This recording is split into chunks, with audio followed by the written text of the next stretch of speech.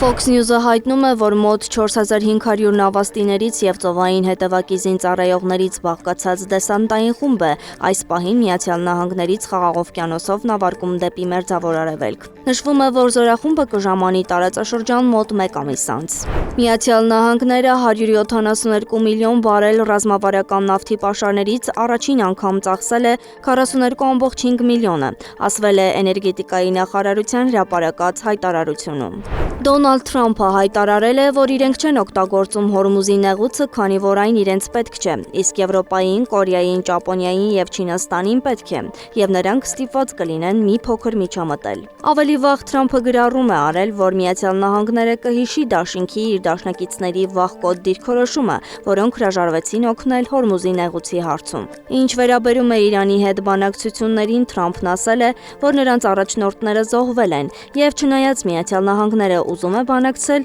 չկա մեկը, որի հետ կարող է բանակցել, և իրենց դուր է գալիս այդ վիճակը։ Թրամփի նշանակած արվեստի դաշնային հանձնաժողովը միաձայն հաստատել է նրա պատկերով հուշադրամի թողարկումը։ 24 կարատանոց ոսկե մետաղադրամը կլինի Միացյալ Նահանգների 250-ամյակին նվիրված շարքի մաս։ Ժամը 16:00-ի սահմաններում Երուսաղեմի հայկական թաղամասից մոտ 100 մետր հեռավորության վրա իրանական հրթիռի բեկոր է ընկել։ Երուսաղեմի հայոց պատրիարքության դիվանապետ Տեր Աղա Նաբեղա Գոգչյանը հայտնել է, որ ընկած հրթիռի բեկորը մարդկային կորուստներ կամ լուրջ նյութական վնաս չի պատճառել։ Թաղամասը փակ է ռազմական գործողությունների սկզբից ի վեր հրետակոծության սպառնալիքի պատճառով։ Իսկ Իսլամական հեղափոխության պահապանների կորպուսը Իսրայելի ամերիկյան օբյեկտները թիրախավորելու նոր կադրեր է հրապարակել։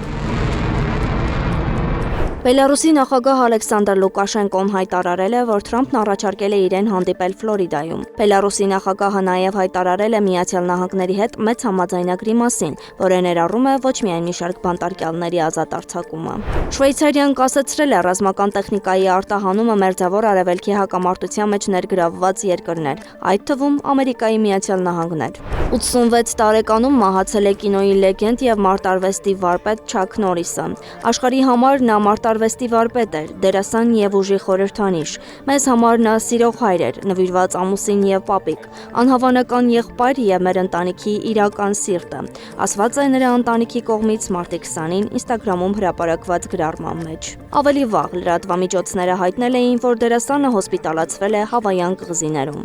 Անահիտ Սարգսյան, Աշոտ Բարբարյան, ABC Media։